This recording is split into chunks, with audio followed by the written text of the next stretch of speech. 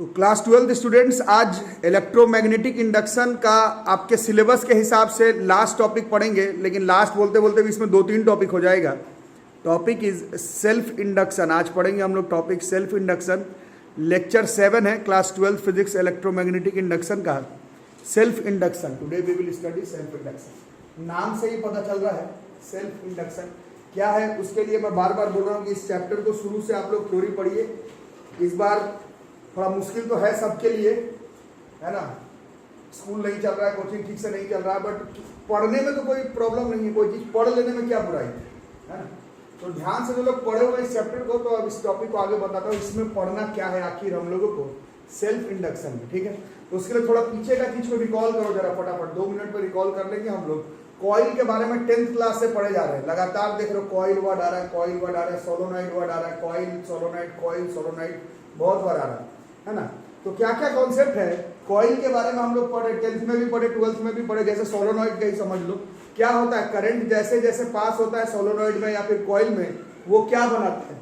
इस पूरे चैप्टर का समरी, इस पूरे चैप्टर का क्या, पूरे magnetic effect of electric current का समरी यही है कि करंट कैरिंग कॉइल अपने आसपास इलेक्ट्रिक फील्ड के साथ साथ मैग्नेटिक फील्ड भी बनाता है। खैर वो तो करंट कैरिंग कंडक्टर भी करता है, बट आज का टॉपिक सिर्फ कॉइल पर बेस्ड है, सिर्फ कॉइल की बातें करेंगे आज। एक कॉइल है करंट कैरिंग कॉइल, वो क्या करता है अपने आसपास या फिर अपने ऊपर नीचे आगे पीछे क्या बनाता है, मैग्नेटिक फील्ड बनाता है। पढ़ चुके हम लोग, ठीक है। अब कॉइल का शेप ऐसा रहता है, कॉइल का शेप ऐसा रहता है कि जो तुमने मैग्नेटिक फील्ड बनाया है, जो भी इसमें से करंट पास होने के वजह से जो इसमें से जो मैग्नेटिक फील्ड बनेगा, वो खुद ब खुद इस कॉइल के साथ ही क्या हो जाएगा, लिंक कर जाएगा। अरे समझ में, जो मैग्नेटिक फील्ड बना, जैसे स्ट्रेट करंट कैरिंग कंडक्टर का नहीं है, स्ट्रेट करंट कैरिंग कंडक्टर का यहाँ पर मैग्नेटिक फील्ड बनता है, सिखाया गया आपको हाथ निकाल करके राइट हैंड लेफ्ट हैंड से। बट कॉइल में क्या प्रॉब्लम है, कॉइल में करंट पास जैसे ही किए, ये जो मैग्नेटिक फील्ड बनाएगा, इसका शेप कुछ ऐसा है कि ये खुद ही अपने एरिया के साथ इसका मैग्नेटिक फील्ड लिंक हो जाएगा, होगा ना। अरे समझ में, और मैग्नेटिक फील्ड मतलब बी एरिया के साथ लिंक हो जाएगा, तो ये खुद मैग्नेटिक फ्लक्स बना देगा, है ना।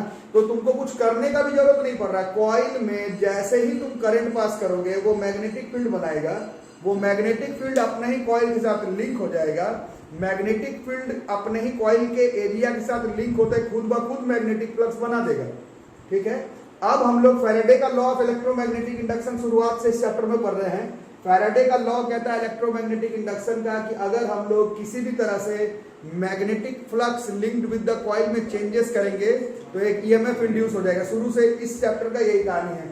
तो अब हमें करना क्या है, किसी तरह से भी अगर तुम इस करंट का वैल्यू को वेरी करवा दो, क्या करना है, किसी भी तरह से इस करंट का वैल्यू को तुमको वेरी करवाना है, तो खुद ब खुद क्या हो जाएगा, इस कॉइल में एक ईएमएफ खुद ही, जैसे तुम चाह भी नहीं रहे हो, जैसे तुम ये कर ही नहीं रहे हो, तुमने किया ही नहीं है, तुम क्या कर रहे हो, कॉइल है उसमें तुमने क्या किया, सिर्फ करंट पास किया।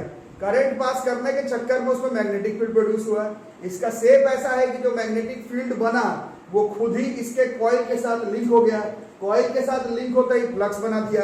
अब सिर्फ तुम किसी भी तरह से करंट को डिस्टर्ब कर दो तो magnetic flux link with the coil में डिस्टर्बेंस आएगा। और फैराडे का लॉ ऑफ इलेक्ट्रोमैग्नेटिक इंडक्शन के हिसाब से, फैराडे के लॉ ऑफ इलेक्ट्रोमैग्नेटिक इंडक्शन के हिसाब से इसमें क्या हो जाएगा, इसमें एक ईएमएफ खुद ही से इंड्यूस हो जाएगा, और इसी को ही हम लोग सेल्फ इंडक्शन कहते हैं। This phenomena is called self induction. परसों वाला दिन भी जो आप एडी करंट बना रहे थे, वो एडी करंट हम चाह नहीं रहे थे, उसमें बनाना खुद ही बन जा रहा था। आज भी जो टॉपिक आप पढ़ रहे हैं सेल्फ इंडक्शन, इसमें एक करंट, वोल्टेज, ईएमएफ इंड्यूस हो रहा है, बट ये तुम नहीं कर रहे हो, ना ही तुमको इससे कोई काम है। इस चैप्टर का शुरुआत का 4-5 लेक्चर में जो हम लोग करंट इंड्यूस करवा रहे थे, वो हमारे काम का था। टॉपिक भी आपको पढ़ाएगा, various methods to induce EMF. Generator हटा दिया, लेकिन 10th में आप लोग पढ़े थे यही इंड्यूस किया हुआ करंट जनरेटर में बनता है, काम आता है, ट्रांसफार्मर में काम आता है। ये वाला जो हो रहा है सेल्फ इंडक्शन, सेल्फ इंडक्शन का क्या फाइनल डेफिनेशन क्या समझे, एक बार और को फटाफट बता दूं। कॉइल को देखना है, कॉइल को, स्ट्रेट करंट कैरिंग कंडक्टर का बात ही नहीं हो रहा आज के क्लास में। कॉइल को देख लो, कॉइल में तुम क्या किए, सिर्फ करंट पास किए, ठीक है। करंट पास करने से मैग्नेटिक फील्ड प्रोड्यूस हो गया उस कॉइल में। तुमको कॉइल नहीं दिमाग में आ रहा है तो सोलोनॉइड को सोच लो, सबसे बढ़िया टॉपिक वही है। सोलोनॉइड ही सबसे जेन्युइन कॉइल है जो कि 10 से 12 तक आप लोगों को पढ़ना है। तुम करंट पास किए, उसमें मैग्नेटिक फील्ड प्रोड्यूस हो गया। वो मैग्नेटिक फील्ड इसका शेप ऐसा है कि तुम चाह नहीं रहे हो, लेकिन वो मैग्नेटिक फील्ड इसके एरिया के साथ लिंक हो जा रहा है। मैग्नेटिक फील्ड एरिया के साथ लिंक हो जाए तो फ्लक्स बन जा रहा है। अब तुम किसी भी तरह से करंट पर अगर डिस्टर्बेंस चेंजेस प्रोड्यूस करते हो तो करंट चेंज होने की वजह से बी में चेंजेस आएगा, और बी में चेंज आने की वजह से फ्लक्स में चेंजेस आएगा। और जब जब फ्लक्स चेंज होता है, फैराडे का लॉ ऑफ इलेक्ट्रोमैग्नेटिक इंडक्शन कहता है कि करंट इंड्यूस हो जाएगा। इस कॉइल में एक करंट खुद ब खुद, करंट या फिर बोलो ईएमएफ खुद ब खुद इंड्यूस हो जाएगा कॉइल में। इसी को हम लोग सेल्फ इंडक्शन कहते हैं। ठीक है, परसों का क्लास आप लोग किए थे। एडी करंट भी आखिर अंत में Lenz law, Fleming right hand rule को फॉलो करता है। इधर भी यही होगा। इस सेल्फ इंडक्शन से जो ईएमएफ इंड्यूस हुआ वो एक्चुअली में इलेक्ट्रोमैग्नेटिक इंडक्शन फैराडे के लॉ से ही बन रहा है। तो ये वाला भी जो होगा वो लेंज लॉ को चाहे फ्लेमिंग राइट हैंड रूल को फॉलो करेगा। कौन सा? सेल्फ इंडक्शन वाला जो ईएमएफ भी इंड्यूस होगा वो भी Faraday's law, Lenz law, Fleming right hand rule इन सबको ही फॉलो करते हुए रहेगा। इसी को हम लोग सेल्फ इंडक्शन कहते हैं, नाम से ही पता चल रहा है। ठीक है, डायग्राम में अगर आप लोग देखते हैं, थोड़ा सा डायग्राम को एनालाइज करो। देखो ये क्या है? ये कॉइल है। इस कॉइल में क्या पास करवा रहे हैं? करंट। कुछ हम तो कुछ कर ही नहीं रहे, बस करंट पास हो रहा है। बट ये रियोस्टैट है। एक्चुअली में 10th क्लास में आप लोग पढ़े थे स्कूल में। इस साल तो आप लोग जा नहीं पाए, बट जाते तो लैब वगैरह में देखे होंगे। रियोस्टैट वेरिएबल रेजिस्टेंस को बोला जाता है ना। तो हम कुछ कर ही नहीं रहे थे, कॉइल में से ऐसे करंट पास करवा दिया, नथिंग एल्स। बट अभी आपको क्या कॉन्सेप्ट बताया गया? अभी आपको बताया गया कॉइल में करंट पास होते ही मैग्नेटिक फ्लक्स तक बन जाएगा खुद ही। तुम चाह भी नहीं रहे हो तो भी बनेगा। अब इस फ्लक्स को डिस्टर्ब करने के लिए तरीका यह है कि तुम करंट का वैल्यू को वेरी करो। अब करंट के वैल्यू को वेरी करने का दो तरीका है। या तो तुम्हारे घर में जो करंट आता है, 10th में पढ़े हो, अभी 12th में पढ़ोगे, घर में जो करंट आता है वो ऐसे में भी ऑल्टरनेटिंग ही करंट होता है, वो खुद ही वेरी कर जाएगा। तुमको कुछ करने का भी जरूरत नहीं है। तुम्हें कुछ करने का भी जरूरत नहीं है, वो खुद ही करंट तुम्हारे घर पर जो आता है वो एसी है, वो खुद ही करंट वेरी होगा। उस वेरी करंट के वजह से ये वेरी करेगा, इसके वजह से फ्लक्स डिस्टर्ब होगा, और फ्लक्स डिस्टर्ब होने से खुद ही ईएमएफ इंड्यूस हो जाएगा। लेकिन लैब वगैरह में थोड़ा सा करके भी दिखाया जाता है। थोड़ा सा करके दिखाने के लिए क्या बोला जाता है? देखो ये रियोस्टैट है, इसका एक रेजिस्टेंस है। ठीक है, ये कॉइल है, इसमें से करंट पास कर दिए। अब इस केस बी में देखो क्या हुआ, रेजिस्टेंस का वैल्यू कम कर दिए। इसमें रेजिस्टेंस क्या किए? रेजिस्टेंस का वैल्यू कम कर दिया। रेजिस्टेंस कम तो करंट का वैल्यू क्या होगा? करंट का वैल्यू ऐसे बढ़ रहा है। यहां पर कुछ था 10 एम्पियर, अब तुम रेजिस्टेंस कम किए, तुम्हारा करंट बढ़ गया 13 एम्पियर। जैसे ही करंट बढ़ाए ये बी बढ़ जाएगा, ये बी बढ़ने के वजह से ये फ्लक्स बढ़ जाएगा। फैराडे के लॉ ऑफ इलेक्ट्रोमैग्नेटिक इंडक्शन, बढ़ेगा घटेगा से मतलब नहीं है, चेंज भी हुआ तो वहां पर एक ईएमएफ इंड्यूस हो जाएगा। उसी को हम लोग सेल्फ इंडक्शन कहते हैं। ठीक है, और अभी मैं क्या बताया, आखिर ये फैराडे का लॉ को फॉलो कर रहा है, मतलब एंड में ये लेंज लॉ को ही फॉलो करेगा, या फिर फ्लेमिंग राइट हैंड रूल। जो लोग रेगुलर क्लास कर रहे हैं हर जगह पर राइट हैंड रूल लगाते नहीं है, 90 डिग्री वाले पर लगाते हैं, लेंज लॉ सब जगह पर लगाते हैं। लेंज लॉ कहता है ईएमएफ इंड्यूस ऐसा कि वो अपने कॉज को अपोज कर देगा। तो इसमें कॉज क्या था? इस केस में करंट इंक्रीज। वर्ड सुनाई नहीं देना, वर्ड सुनाई कभी कभी नहीं देता। बढ़ता हुआ करंट कॉज है, आई इंक्रीज कर रहा है, ये कॉज है ना। तो ये जो ईएमएफ इंड्यूस हो रहा है खुद से हो रहा है। पहली बार एक पहला 5 मिनट में समझ लिए कि खुद से हो रहा है। अब इसका डायरेक्शन देखेंगे, ये लेंज लॉ को फॉलो करेगा। लेंज लॉ कहता है अपने कॉज को अपोज कर जाएगा। कॉज को अपोज करने के लिए क्या करेगा? करंट अगर इस तरफ से जा रहा है तो इस कॉइल के अंदर जो खुद वाला सेल्फ इंडक्शन वाला ईएमएफ है, ये इसको क्या करेगा? ये इसको अपोज कर देगा। तो इस केस में ईएमएफ का डायरेक्शन किस तरफ होगा? इंड्यूस ईएमएफ, सेल्फ इंडक्शन वाला ईएमएफ। आ रहा समझ में? इस केस में क्या हुआ? इस केस में देखो रेजिस्टेंस का वैल्यू जो है वो हम लोग बढ़ा दिए हैं। रेजिस्टेंस बढ़ाने की वजह से करंट क्या हो जाएगा? घट जाएगा। करंट घटने की वजह से बी घटेगा, बी घटेगा तो फ्लक्स घटेगा। फैराडे का लॉ ऑफ इलेक्ट्रोमैग्नेटिक इंडक्शन क्या था? बढ़ेगा घटेगा से मतलब नहीं है, कुछ भी चेंज हुआ तो ईएमएफ इंड्यूस, और ये कॉइल में खुद से हो रहा है, इसलिए दिस इज सेल्फ इंडक्शन। आखिर क्योंकि ये फैराडे का लॉ को फॉलो कर रहा है तो इसको लेंज लॉ फॉलो करना है। लेंज लॉ कहता है कि ईएमएफ इंड्यूस हमेशा ऐसा होगा कि अपने कॉज को अपोज कर जाए। इस केस में कॉज कौन था? घटता हुआ करंट। तो ये क्या करेगा? उसको बढ़ाएगा। तो जिस तरफ करंट का डायरेक्शन था ईएमएफ उसी तरफ से ही इंड्यूस हो जाएगा।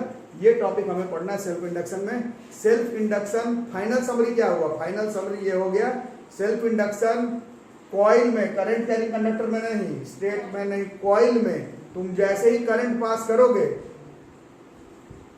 उसके साथ मैग्नेटिक फील्ड बनेगा। वो मैग्नेटिक फील्ड इसके शेप की वजह से खुद ही अपने एरिया के साथ लिंक हो जाएगा। बी ए के साथ लिंक हो गया तो फ्लक्स खुद ही बढ़ गया।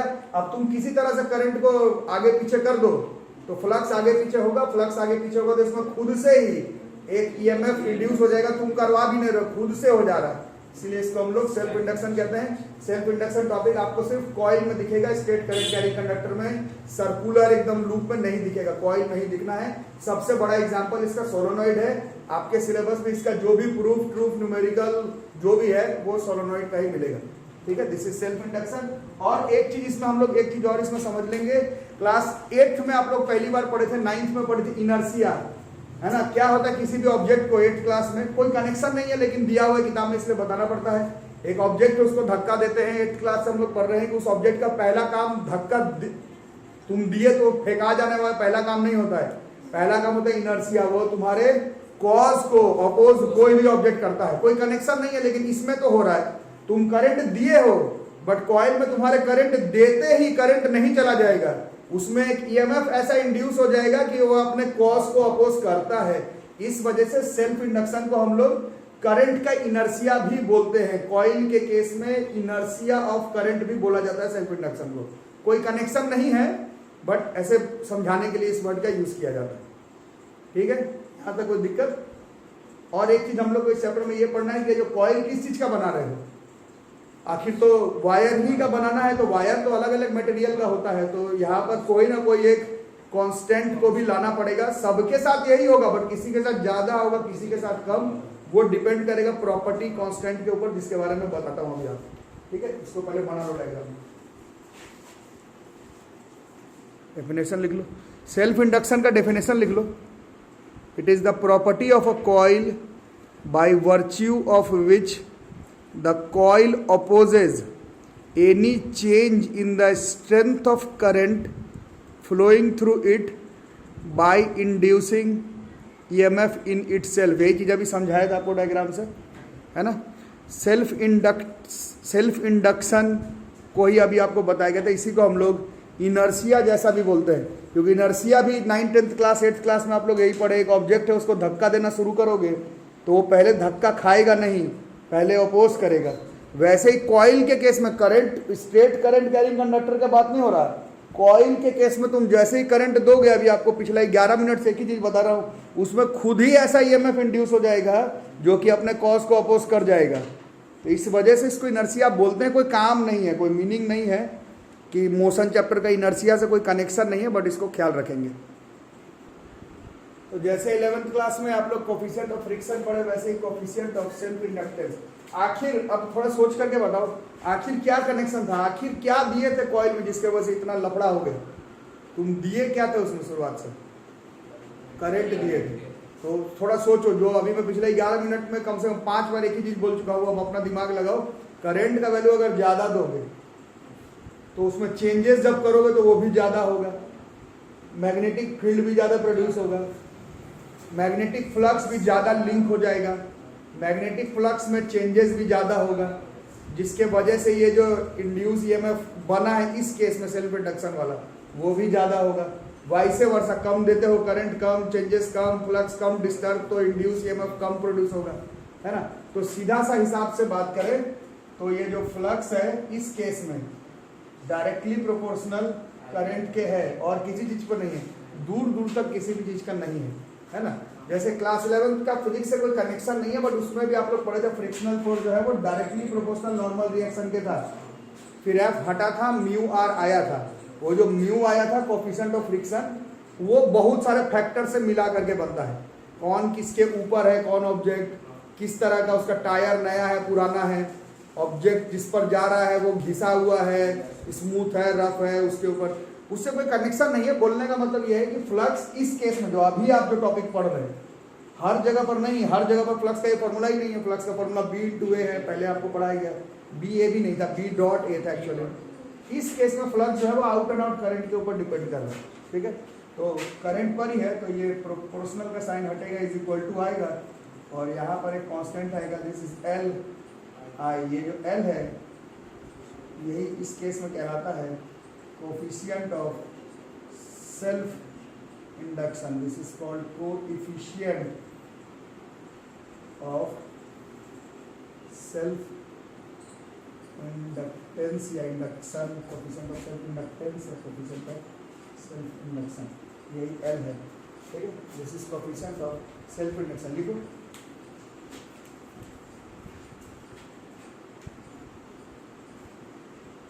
कई किताब में ऐसा भी लिखा हुआ है, आप लोग का थोड़ा कॉमन सेंस, करंट के ऊपर तो डिपेंड कर ही रहा है 100%, बट क्योंकि ये कॉइल का कंसेप्ट है तो कॉइल का संख्या भी तो बढ़ा सकते हैं।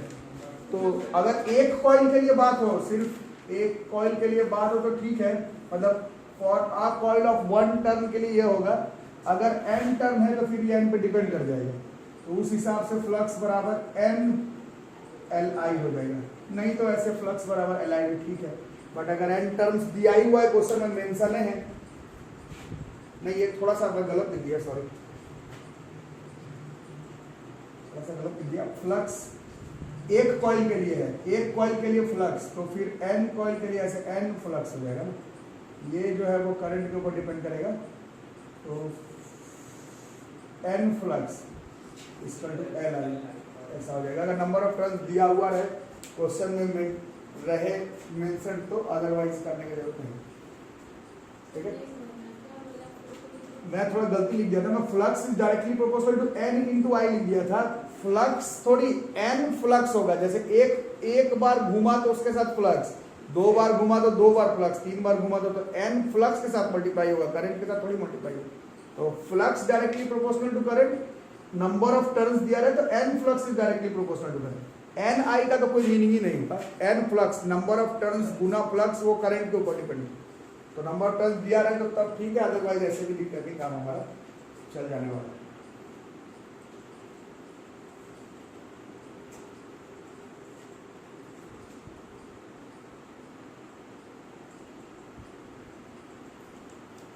ठीक, इसी का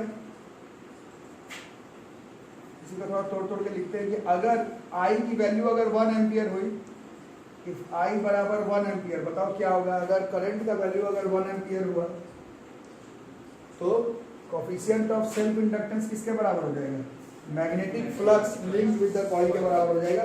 तो कई बुक में ऐसा भी लिखा हुआ डेफिनेशन कि अगर एक यूनिट करंट मतलब 1 एम्पियर ऑफ करंट एक कॉइल में से बहे, तो उस कॉइल के साथ जितना फ्लक्स लिंक हो जाएगा उसी को कोफिशिएंट ऑफ सेल्फ इंडक्टेंस कहते हैं। ऐसा भी लिखा हुआ कई किताब में, तो उसको भी अपने ध्यान में रखना, वो मैथमेटिकल न्यूमेरिकल तरह से डिफाइन करने का तरीका, ठीक है। वो सब अलग से हम लोग लिखेंगे नहीं, तो दिमाग में रखना। बाकी फॉर्मूला के बारे में अगर बात करें तो from Faraday's law of electromagnetic induction पढ़े थे,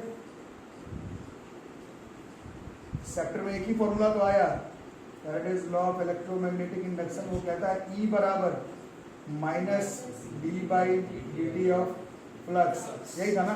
माइनस तो सिर्फ डायरेक्शन आता था लेंज लॉ के हिसाब से, तो अभी के लिए ऐसे लिखोगे तो this is minus d/dt of flux के जगह पर क्या आ गया Li, ठीक है। तो इस तरह से इसको लिख सकते हो, और इसको थोड़ा आगे पीछे अगर करना चाहते हो,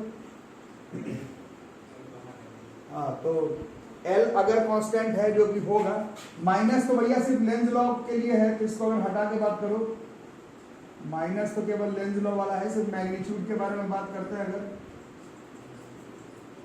सिर्फ मैग्नीट्यूड के हिसाब से कितना हो जाएगा, this ES equal to L बाहर आ जाएगा, this is di/dt, this is the formula of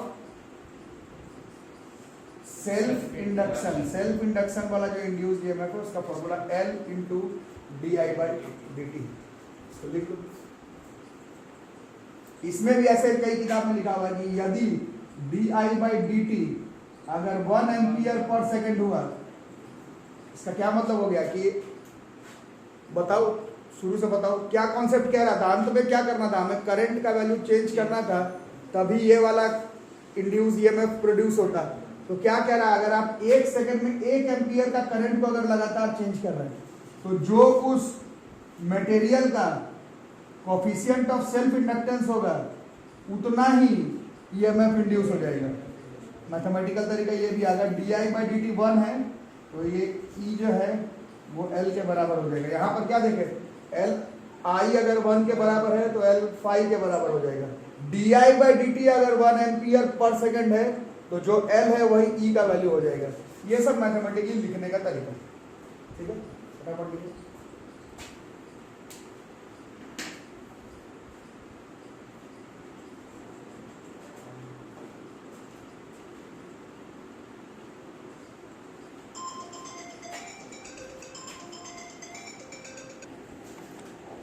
अब इसी में इसका स्टैंडर्ड इंटरनेशनल यूनिट लिखना है। वैसे तो हम लोग 9th 8th क्लास से पढ़ रहे हैं कि कैसे कांस्टेंट वगैरह का कोई ऐसा बहुत फेमस यूनिट वगैरह नहीं है, बट इस केस में है standard international unit of L, इसका इज हेनरी।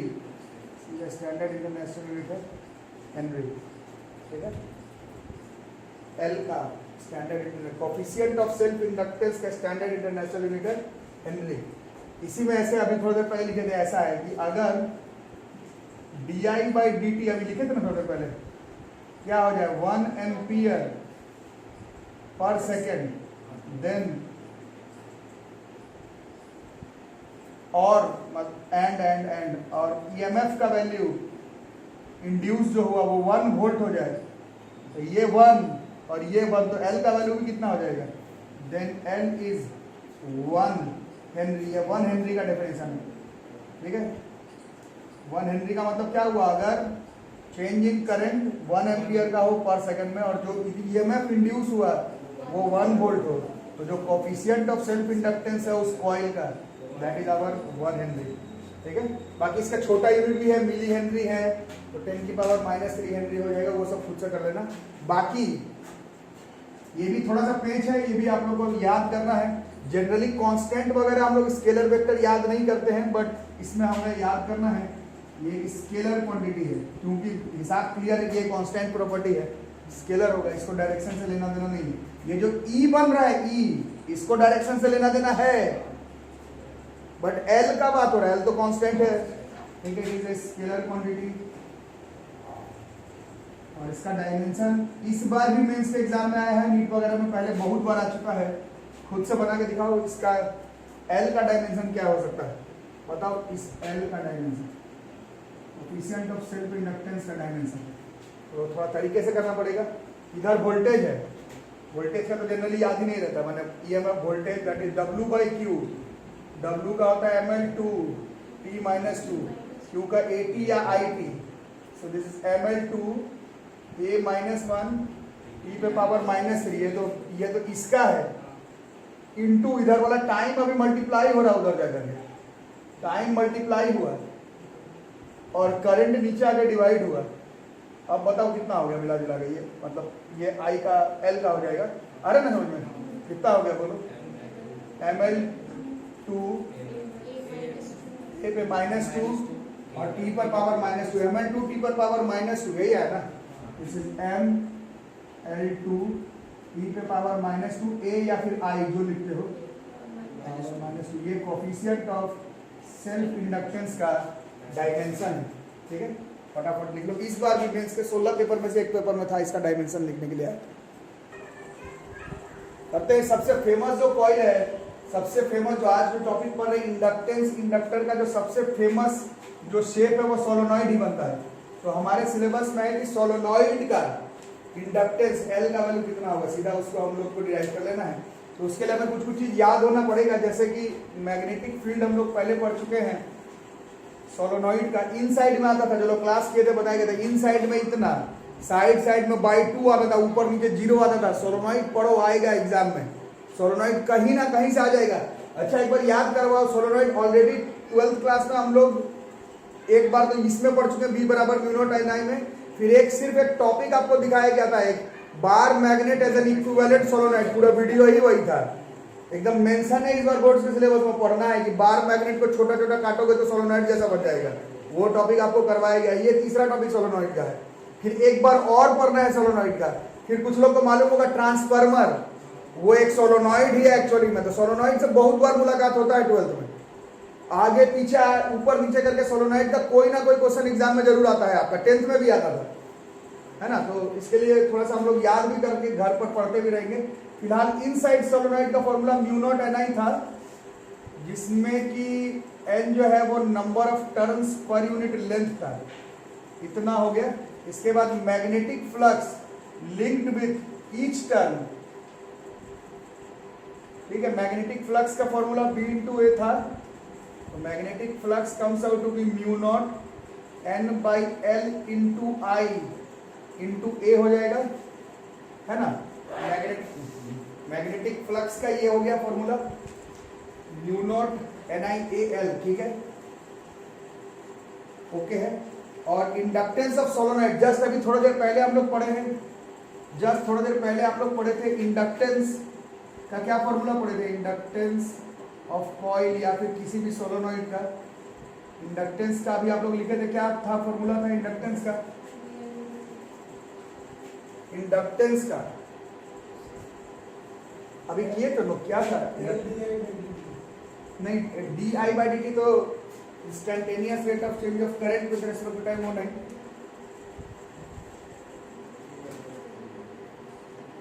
जस्ट अभी तो लिखे हो, बताओ क्या था ये, ऐसे था अभी जस्ट साइड में लिखे थे, अगर n टर्न है तो n flux directly proportional to current था, जैसे टर्न है तो इसमें तो है ना नंबर ऑफ टर्न ले रहे हो, तो n flux is equal to L I था, अगर नंबर ऑफ टर्न दिया हो तो। अब सोलोनॉइड तो एक टर्न का होगा ही नहीं, सोलोनॉइड में तो कंपलसरी n टर्न होगा, तो इसके तरफ ही चलना पड़ेगा, तो वहां से इंडक्टेंस ऑफ सोलोनॉइड L बराबर कितना हो जाएगा, this is only just n flux by I, ठीक है, दिस इज L, और इसी में फ्लक्स का वैल्यू को स्लॉट कर दो, बस L निकालना है ना हमें, n बाई I, और फ्लक्स के जगह पर this is mu naught NiA by L, कितना हो गया, तो therefore L is equal to mu naught n square, I cut गया, बहुत जरूरी था कटना, ठीक है, कितना हो गया A by L, this is खास सेल्फ इंडक्टेंस है सोलोनॉइड का, for a long solenoid self inductance of a long solenoid is mu naught n square A by L, ठीक है। ये एज प्रूव्ड अर्लियर है, ये हम लोग पहले ही कर चुके हैं। मैग्नेटिक फील्ड लॉन्ग सोलोनॉइड का यही होता है, एम्पियर सर्किटल लॉ के प्रूफिंग में देखे थे इसको, one of the famous proofing है क्लास 12 का, V बराबर म्यू नॉट Ni, इसका भी इतना ही आता है, टोरॉइडल सोलोनॉइड का भी इतना ही आता है, याद होगा आप लोगों को म्यू नॉट Ni आता है। टोरॉइड में n जो है वो number of turns per unit circumference होता है, सोलोनॉइड में number of turns per unit length होता है। सोलोनॉइड वगैरह याद कर, मेरे को मालूम है इस बार क्लास उस तरह से चला नहीं, तो आप लोग में से ज्यादातर लोग सब चीज नहीं याद कर पाए हैं, बट कॉपी में है, नोट्स कॉपी में है, तो धीरे धीरे याद तो करना पड़ेगा। ये खास है सोलोनॉइड का mu naught n square A by L। अब जो लोग रेगुलर क्लास कर रहे हैं उन लोग कैपेसिटर में पढ़े थे, energy stored in a capacitor, बहुत फेमस टॉपिक था, वैसे ही उसी रेंज का टॉपिक है energy stored in an inductor. सवाल है पढ़ ही क्यों रहे थे, मेरे बोलने पर थोड़ी पढ़ेंगे, है ना। टॉपिक को समझो, अभी क्या हुआ था, पिछले 50 मिनट से कर रहे हैं, कॉइल में जैसे ही तुम करंट दिए तो उसमें खुद से ही सेल्फ इंडक्शन हो गया, जो कि वो क्या कर रहा है, तुम्हारे कॉज को अपोज कर रहा है, मतलब जो तुम करंट दे रहे हो उसको जाने नहीं देगा, लेकिन मेरे को तो भेजना है उस तरफ, तो क्या करना पड़ेगा, कॉमन सेंस क्या कहता है, अरे इतना सोच के नहीं, जल्दी बोलो, वो जाने दे नहीं रहा, बट मेरे को उधर भेजना है, मेरे को क्या करना पड़ेगा, मेरे को एनर्जी प्रोवाइड करना पड़ेगा। एनर्जी नहीं दोगे तो तुम जितना करंट दे रहे हो उसको वो अपोज करके रोक लेगा। ये शुरू से तो यही पर है, 9th क्लास 8th क्लास से तो यही टॉपिक ही चल रहा है, हर चैप्टर में तो यही कॉन्सेप्ट है ना, शुरुआत से तो यही चीज है। 8th 9th क्लास में पहली बार पढ़े थे, इस पेन को छोड़ेंगे नीचे चला जाएगा वेट के वजह से, तुम चाहते हो ना जाए तो पहले तो इतना फोर्स लगाओ जिससे ये रुके, फिर एक वर्क डन करो तभी ये ऊपर की तरफ जाएगा। पहली बार 8th 9th में चीज सिखाया गया है ना, ये लगातार इस्तेमाल होता है, अभी भी वही चीज है, तुम दिए करंट लेकिन ये जाने नहीं दे रहा है, खुद से ही उसको रोके जाना जा रहा है, coefficient of self inductance induce EMF के वजह से। अगर तुम चाहते हो कि जाए तो तुमको एनर्जी देना पड़ेगा, कहां से दोगे, तो बैटरी से दोगे, तुम्हारे पास और उपाय क्या है, करंट का वैल्यू बढ़ाओगे तो बैटरी से बढ़ाओगे, करंट का वैल्यू बढ़ाओगे तो करंट चला जाएगा उस तरफ, ठीक है। और जो एनर्जी है वो स्टोर्ड हो जाएगा उस इंडक्टर के पास, किस फॉर्म में, मैग्नेटिक फील्ड के फॉर्म में, क्योंकि यही तो पिछला वीडियो का 29 मिनट या क्लास का 40 मिनट 50 मिनट से आखिर तो यही चीज समझे ना, करंट दिए थे, एक बार और बताता था, उससे बोर हो गए होगे, बट एक बार और बोलो, जैसे करंट दिए शुरुआत में क्या हुआ, करंट के वजह से मैग्नेटिक फील्ड बना, कॉइल का शेप ऐसा है कि उसका जो मैग्नेटिक फील्ड है वो उसी के एरिया के साथ लिंक कर गया, एरिया के साथ मैग्नेटिक फील्ड लिंक करते ही फ्लक्स बन गया। अब करंट को जैसे डिस्टर्ब करोगे रेजिस्टेंस बढ़ा घटा करके तो उसमें फ्लक्स चेंजेस होगा। फैराडे का लॉ ऑफ इलेक्ट्रोमैग्नेटिक इंडक्शन के वजह से एक इंड्यूस ईएमएफ प्रोड्यूस होगा, जिसके बारे में पिछले 1 घंटे से हम लोग पढ़ रहे हैं।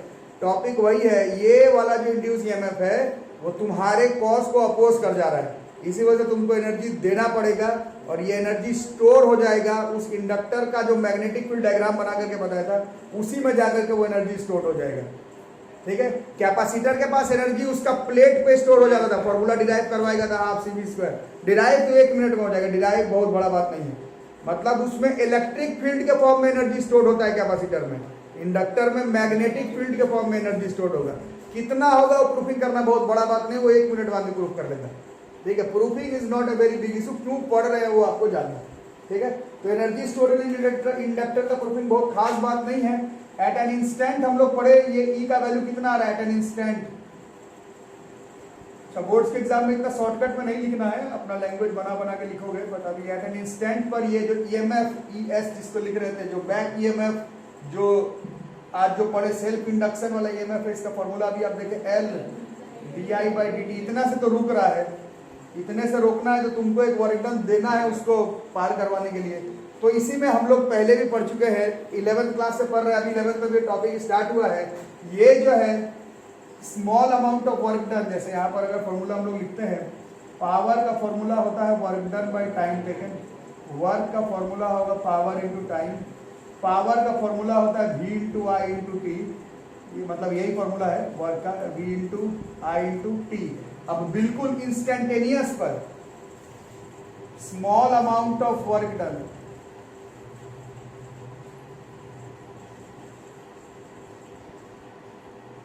small amount of work done for time dt। पहले एकदम स्मॉल इंस्टेंटेनियस वर्क डन, तुमको टोटल एनर्जी निकालना है, इंडक्टर में करंट पास करवाने के लिए कितना एनर्जी लगेगा, पहले एकदम इंस्टेंटेनियसली स्मॉल पे ये जो dw है, पावर v का काम इसमें e कर रहा है, i की जगह i, एकदम स्मॉल टाइम के लिए इसको हम लोग dt मान लेंगे। ठीक है, this dw is equal to इस E के जगह पर L D I by D T, और फिर I है और ये डी टी है, कट जाएगा तो this D W is equal to L I D I. अच्छा, 11 जो लोग ठीक से नहीं पढ़े, अब मैं क्या बता सकता हूँ, बट पूरे 11 में टॉपिक समझाया गया है, ये मेरे बोलने से ये टॉपिक नहीं हो रहा है। ठीक है, यहाँ पर ये जो E है, ये जो E है वो लगातार वेरी कर रहा था, यही सिखाया गया 11th में। पहली बार ये टॉपिक आपको वर्क एनर्जी पावर में सिखाया गया, कल 11th क्लास में फिर से ये टॉपिक पढ़ाया गया। ठीक है, work done by a varying force, इस केस में वेरिंग फोर्स नहीं, इस बार जो ईएमएफ है ये वेरी कर रहा है। अगर ये कांस्टेंट होता वोल्टेज, तो voltage into current into time से एक ही बार में वर्क डन आ जाएगा, बट ये जो वोल्टेज है वो आप देख रहे हैं इंस्टेंटेनियसली चेंज कर रहा है, तो इसी मेथड से निकालना होगा और कोई तरीका नहीं है। ठीक है, और डी डब्ल्यू से डब्ल्यू निकालने का मेरे ख्याल से सबको मेथड मालूम है, इसको निकालने का एक ही तरीका है, what we need is integration. इसमें L बाहर आ जाएगा, I का पावर 1 का इंटीग्रेशन करना है। ठीक है, dw का इंटीग्रेशन W L, I का पावर 1 का होता है I का पावर 2 बाई 2। तो जैसे कैपेसिटर में हाफ सी वी स्क्वायर आता था, इस बार आप देख रहे हैं हाफ एल आई स्क्वायर आ रहा है, सी वी स्क्वायर के जगह पर यहाँ पर एल आई स्क्वायर। और यहाँ पर ये वाला लैंग्वेज बहुत दिन से 9th क्लास से लिख रहे हैं, दिस मच अमाउंट